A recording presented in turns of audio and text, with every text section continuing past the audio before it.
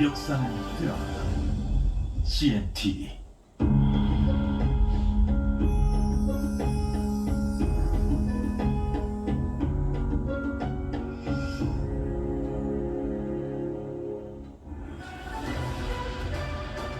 넥스트.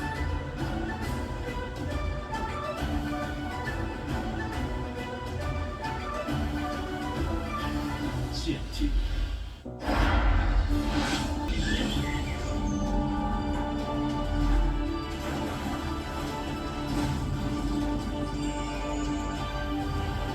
역사는 드라마다. CNTV.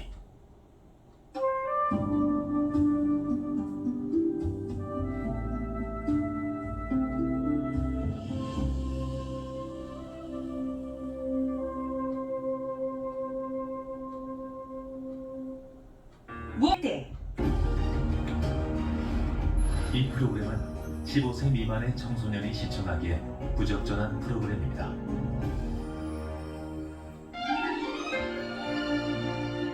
한국인이 가장 사랑하는 반찬이자 누군가에겐 추억을, 또 누군가에겐 그리움을 선사하는 국민 생선 고등어.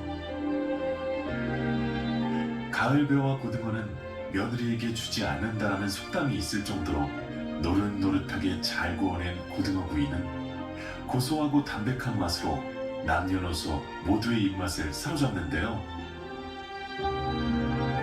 바다와 맞닿은 부산은 고등어의 도시라고 해도 과언이 아닙니다.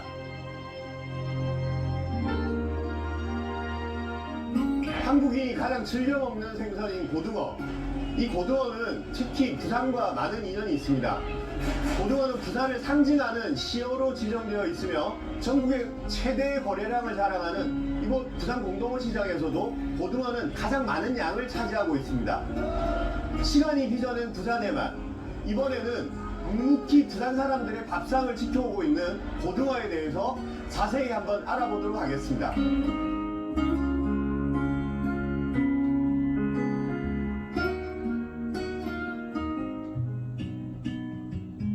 부산에서 가장 먼저 아침이 시작되는 곳. 우리나라 수산업의 중심지인 부산 공동어 시장은 1963년 개장 이후 반세기가 넘는 시간 동안 국내 수산물 위판의 약 30% 이상을 책임지며 우리나라 최대의 산지 시장으로 성장해 왔는데요. 찬바람이 불기 시작하면 이곳은 단골 손님, 고등어의 등장으로 그 어느 때보다 활기가 넘칩니다. 고등어를 알아보는 첫 번째 여정은 뭐니뭐니 해도 바로 이 부산 공동어 시장에서부터 시작해야 할 것 같습니다. 우리나라 먼바다에 잡힌 이 고등어들이 모두 이곳 공동어 시장으로 몰리고 이 공동어 시장에서는 매일 새벽 6시부터 경매가 진행된다고 합니다. 지금 벌써 굉장히 분주한 모습인데요. 이곳에서 고등어가 경매되는 장면들을 한번 살펴보도록 하겠습니다.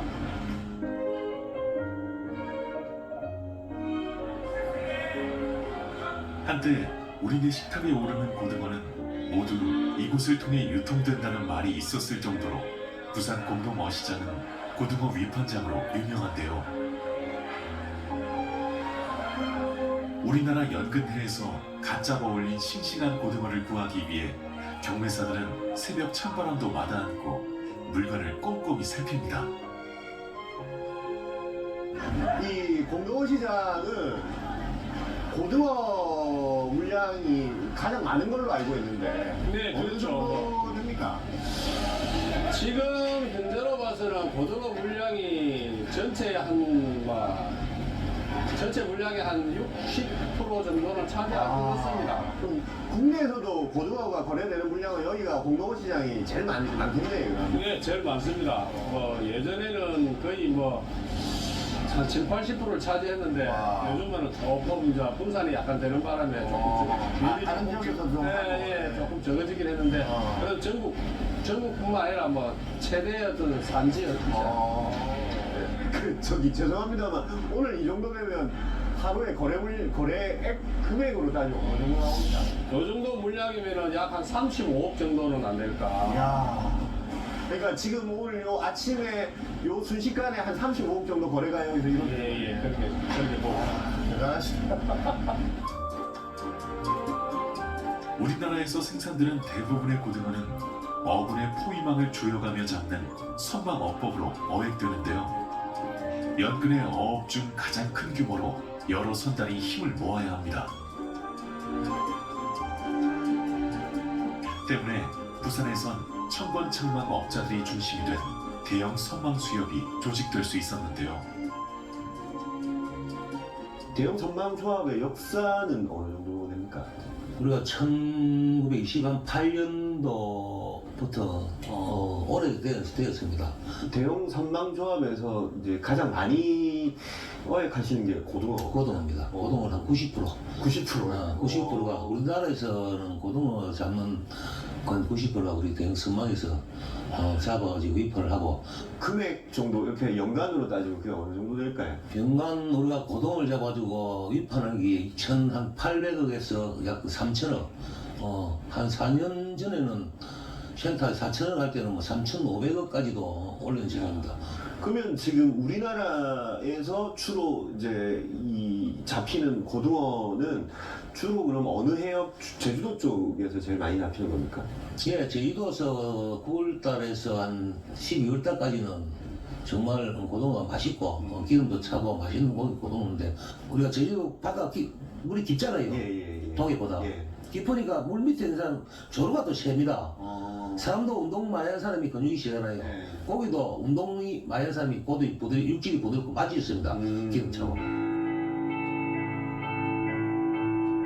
90여 년이라는 조합의 역사를 통해 고등어가 서민들의 식탁을 얼마나 오랫동안 지켜왔는지 확인할 수 있었는데요.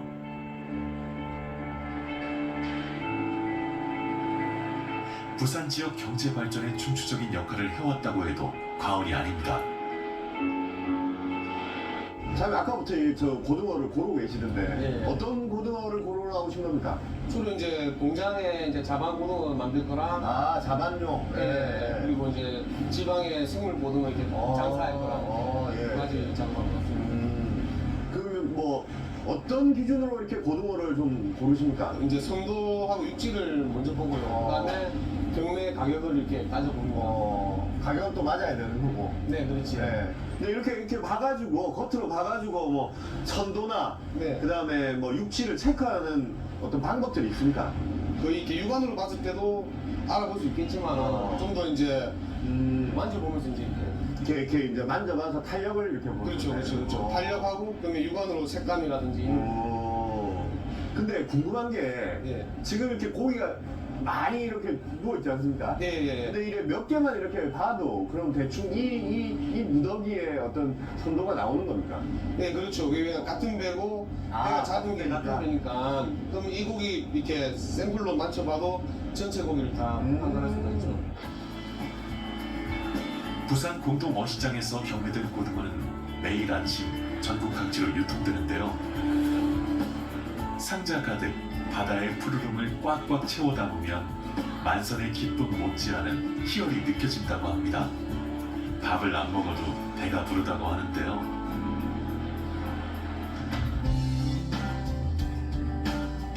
고등어의 유통 과정을 살피기 위해 다대동에 위치한 한 공장을 찾았습니다. 부산은 국내 최대의 고등어 산지답게 자반 고등어와 냉동 고등어 품질 인증 업체도 많은데요. 사장님 그 아침에 이제 저기 공동어 시장에서 경매받은 걸 지금 여기서는 자반 고등어를 만드는 과정. 네, 맞습니다. 네, 아침에 새벽에 나와서 고기 산 거를 이제 제품 생산하기 위해서 네. 이렇게 공장에 갖고 온 거죠. 자반 염장을 하는 거는 네. 좀 오래 보관하기 위해서 아닙니까 그러면? 그렇죠. 근데 보통 그러면 이런 식으로 염장을 하면 네. 우리가 유통기한이라 그럴까 이게 어느 정도 봅니까?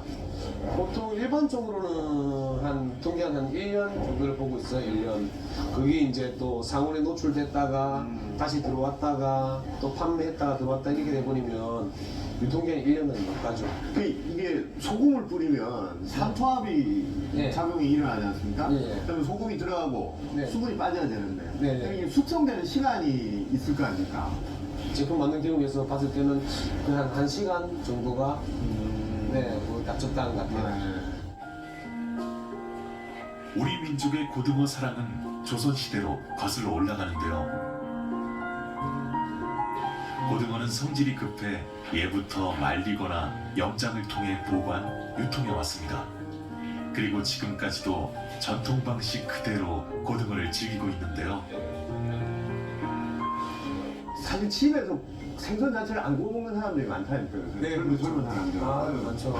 이게 수요가 자꾸 떨어진다는 네, 어떻습니까? 가정 형태보다는 혼자 사는 사람 이제 원래 가족끼리 생선구이라는 거는 이제 그치. 가족끼리 이제 구워서 가족끼리 부모님 애들 같이 해가지고 오붓하게 이제 뜯어주고 이제 생선 바르주고 그런 맛인데 이제 혼자 사는 사람들이 생선 구워서 지나가서 가시 발라서 이렇게 먹긴 그러니까. 네. 그렇거든요. 간단하게 해결하려고 하지 또 집에서 생선 냄새 풍기는 거 지라고 그런 걸 좀 고려해가지고 뭔가 대안들을 좀 모색하셔야 되겠는데, 그치? 지금 계속 생각 연구 중에 있습니다. 아. 근데 이게 자방고등어라는 자체는 옛날부터 우리 그렇지. 아주 전통적인 네, 그렇죠. 먹는 네. 음식이다 보니까는 그것은 사라지긴 힘들 것 같고 좀 더 다양한 제품들이 생산돼야 되겠죠. 안 그래도 그것 때문에 지금 많이 연구를 하고 있습니다. 네. 하지만 생활 환경의 변화로 일반 가정에서의 고등어 수요가 점점 줄어들고 있는 상황. 때문에 유통업계는 물론 부산시 차원에서도 고등어 수요를 늘리기 위한 다양한 방법을 모색하고 있는데요. 고등어는 여전히 우리 국민들이 가장 즐겨 먹는 생선입니다. 하지만 갈수록 그 소비량은 줄어들고 있습니다. 이를 타개하기 위해서 고등어 생산자들이 직접 고등어를 판매하는 음식점을 차렸습니다. 그래서 이곳에서는 다양한 고등어 요리를 개발하고 소비자들에게 직접 신선한 고등어를 제공하기 위해서 노력하고 있다고 합니다. 그래서 그 현장을 한번 살펴보도록 하겠습니다. 고등어 요리의 참맛을 많은 이에게 알리기 위해 문을 열게 됐다는 이곳. 매일 아침 갓 잡아 올린 신선한 고등어를 찬으로 내기 위해 부산시와 대형 성망 수협이 뭉쳤습니다.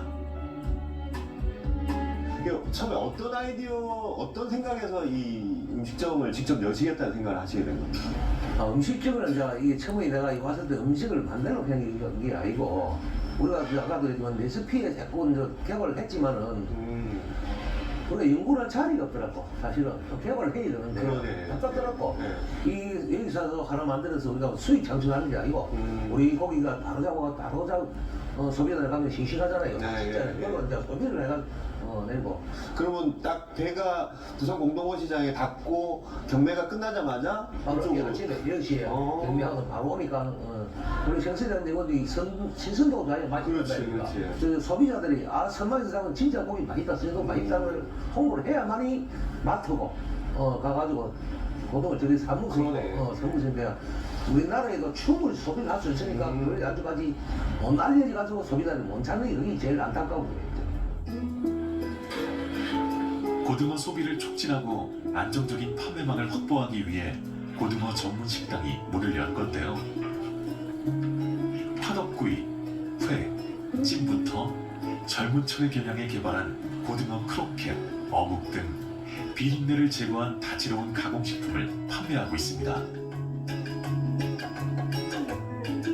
여기는 지금 몇 가지 메뉴 정도를 지금 갖고 계시나요? 여기는 우리가 지금 한 8개, 9개 메뉴를 지금 애들까지 하고 있는데요. 네.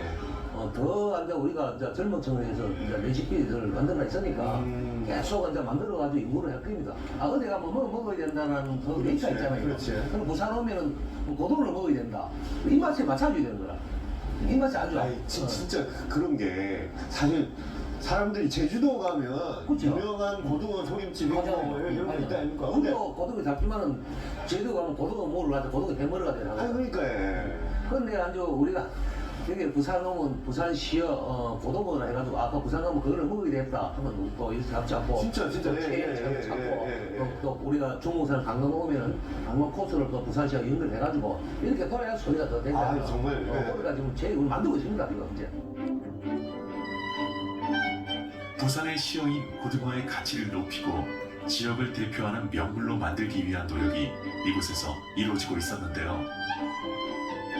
고등어 요리의 표준 조리법을 발굴하고 개발하는 과정을 통해 한식과는 차별화되는 부산만의 음식이 탄생할 수 있기를 기대해 봅니다.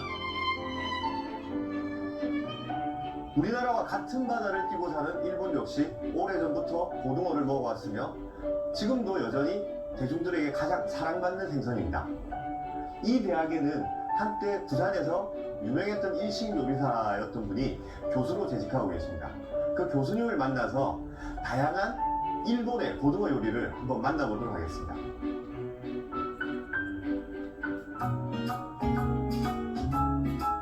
고등어를 지역 대표 브랜드로 육성하고 알리기 위한 노력은 학계에서도 이어지고 있는데요. 수산물 소비량이 높은 일본의 음식 문화를 통해 고등어 요리의 시장성과 나아가야 할 방향을 확인할 수 있습니다. 아, 교수님, 이게 순식간에 고등어 요리 4가지가 딱 만들어졌는데 이 각각 요리 뭐 설명을 좀 부탁드릴까요? 예. 신선한 고등어를 아침에 이제 어시장에서 경매를 받아가지고 네. 와가지고 이제 소금하고 네.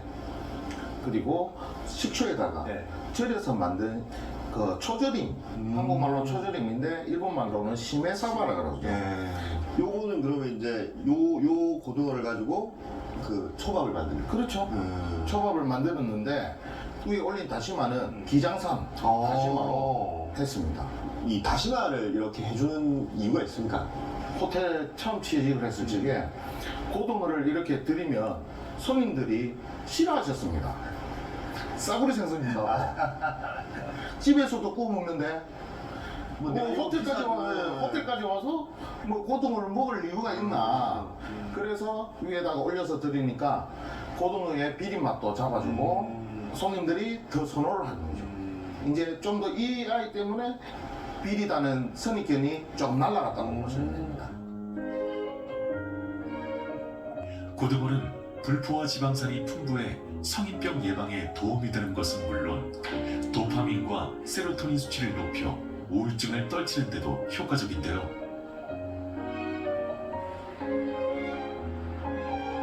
맛과 영양이 뛰어난 고등어의 조리법이 보다 폭넓게 개발된다면 우리나라에서도 충분히 오랫동안 사랑받을 수 있습니다. 그 일본 사람들이 여러 가지 생선들을 좋아하는데 고등어도 좋아합니까? 좋아하죠. 일본 사람들은 고등어뿐만 아니고 등푸른 생선들, 감칠맛이 많은 등푸른 생선들을 엄청 좋아하죠. 고등어는 정말 어떻게 조리하냐에 따르지만은 이렇게 사시미나 초밥으로도 정말 많이 드시죠. 네. 그러니까 결국 일본이나 우리나라나 잡히는 고등어는 거의 뭐 같은 바다에서 난다고 보면 되겠네.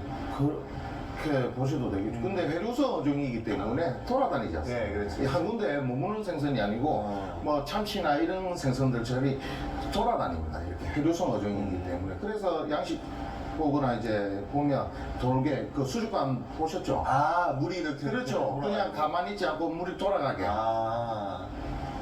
부산 고등어는 최고라고 생각하고 있습니다. 아, 진짜로요? 그게 뭐 노르웨이산도 있고 네. 노르웨이산도 좋지 네. 않습니까? 부산에서 앞바다에서 나는 고등어는 정말 지방도 풍부하고 그리고 뭐 일본에 비교해가지고 전혀 뭐 지방질이라든지 육질이라든지 떨어지다고 생각을 안 하고 있습니다. 우리는 그동안 고등어에 소금을 솔솔 뿌려 구워 먹기도 하고 매콤한 양념을 발라 지져 먹기도 하고 바삭하게 기름에 튀겨 먹기도 하고 생선 한 마리로 풍성한 음식을 만들어 먹었는데요. 우리만의 독창성에 해외의 우수한 조리법이 더해진다면 고등어가 우리에게 선사할 기쁨은 앞으로도 클 것 같습니다. 한편 부산에서 고등어를 논할 때 절대로 빼놓을 수 없는 곳, 바로 광복동 고갈비 골목인데요. 부산 사람들에게 고등어가 특별한 이유를 이곳에서 찾을 수 있습니다. 그 소장님은 지금 뭐 아주 오랫동안 이 광복동 근거지로 해서 활동하고 계시는 걸로 알고 있는데 요 골목을 언제부터 다니기 시작하신 겁니까? 제가 76년도에 네. 그 당시 우리는 아직까지 사회 그 돈을 벌는 시기가 아니라 가지고 이 고갈비가 그 당시에 제일 만만했었어요. 가장 싸게 먹을 수 있는 정도라서. 그쯤 300원, 400원. 구석구석 있었어. 그때 학생들은 돈 있나요? 묻고 시계 맡기고 뭐 맡기고 묻고 땅하고 뭐 전신 이거지 뭐. 옛날에 학생 때 오시던 분이잖아요. 이제 결혼해가 한 60대 초반들 많이 좀 하면서 구경 나갔다 오시는데 이래 비싸졌나? 그래서 근데 아저씨 이 돈 생각하면 추억 잡수고 가 있어. 지금 절대로 돈을 가지면 이거는 이제 추억 잡수고 가 있어. 네, 그래 말 할 수밖에 없어요 지금 뭐. 주머니 사정이 여의치 않았던 1960년대 서민과 대학생들은 저렴한 고등어 구이를 안주 삼아 즐겨 먹었고 고등어에 기름기가 많아 구울 때 연기가 많이 나는 것이 마치 돼지갈비를 굽는 것 같다 하여 고갈비라는 별명이 붙었다는데요. 배고픈 대학생들이 누릴 수 있는 유일한 호사였습니다. 제일 기억나는 게 이제 79년 부마 때. 부마 때에 제가 그때 사실 이 골목에서 시위를 하고 다녔던 것 때문에 이제 좀 기억이 나고 그 당시에는 뭐 이 골목에서 장사하시는 분들이 좀 고통을 많이 받았어요. 이 안에 뭐 거의 뭐 차로 타는 소는 차로 탄다면만 나도 맞아봤는데 눈도 못 뜨고 그랬어. 그럼 사장님은 여기 지금 몇 년 장사하신 지 몇 년? 이제 43년 들었네. 2월 17일 날. 우와. 그다음에 또 고등어를 안 하고 고갈비를 하네. 이 고갈비는 무슨 고갈비가 이래서 그는 이제 동대학생들이 돈 없어가 이제 이 살고기 먹고 뼈다구 사이에 그 이렇게 뜯어 먹으니까 갈비 있던 날은 한 학생이 그래 고등어니까 고갈비 아이가 이는 이제 고갈비가 별명이 그러니까 이거 그냥 됐는데 고등어구이 이러면은 별 볼일 없는 그냥 뭐 그렇지. 생선 한 마리 구운 것이 불과한데 고갈비라는 단어가 들어가면서 품격이 생겨버렸잖아요. 그 못 먹던 시절에 이제 뭐 요거라도 뜯어먹는다고 예, 예, 예. 이제 돈도 없고 먹을거리가 귀하던 시절 소갈비나 돼지갈비는 아니지만 그래도 갈비를 뜯었다는 기분을 낼 수 있는 음식이었는데요. 부산 근대사의 격동을 곁에서 묵묵히 지켜보며 서민들을 위로하는 넉넉한 음식이었습니다. 그 고갈비 같은 경우는 아까도 말씀드렸듯이 이것이 우리 그냥 반찬에서 이 국민생선 그리고 부산의 시어까지 되는 이런 과정 같은 경우는 이건 충분히 살릴 수 있는 이 어떤 대중적인 어떤 공감이 있는 이 상품이 된다는 거죠. 아직까지 뭐 고등어가 가격이 오를 때는 오르지만 쌀 때는 싸기 때문에 이 정도 같으면 서민들이 가게를 하기에 딱 좋다는 거예요. 빈터 내지는 어떻게 도시재생과 관련해가지고 대책이 없다 싶으면은 당분간이라도 왜 없는 서민들을 위해서 그 공간을 일부러 조성이라도 해놔놓으면은 원래 또 이런 게 있잖아요. 타운이 형성되면은 같이 또 공생이 되는 거죠.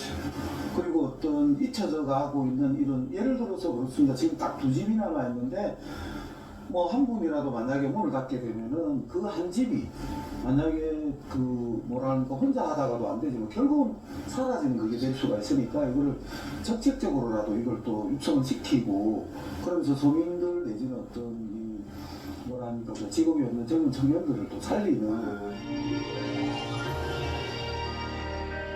과거 그 좁은 골목길에 12어 가게가 연탄불에 생고등어를 연기와 함께 피워댔지만 지금은 골목 끄트머리 2개의 적막한 불빛만이 그 골목을 지키고 있는데요. 부산 시민의 추억이 녹아있는 고갈비 골목의 불빛이 오래도록 꺼지지 않기를 바라봅니다.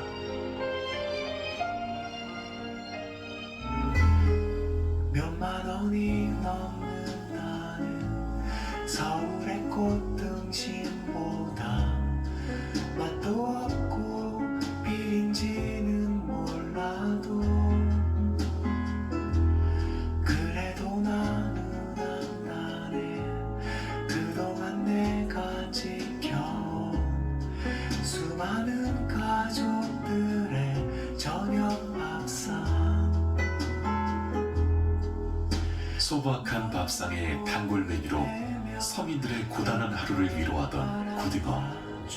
소탈하지만 속이 꽉 찬 부산 시민과 닮았습니다. 고등어 갈치, 오징어는 우리 국민들이 가장 즐겨 먹는 생선입니다. 그런데 갈치랑 오징어는 예년에 비해서 수확량이 많이 줄었다고 합니다. 하지만 고등어는 여전히 우리 바다에서 많이 잡히고 있습니다.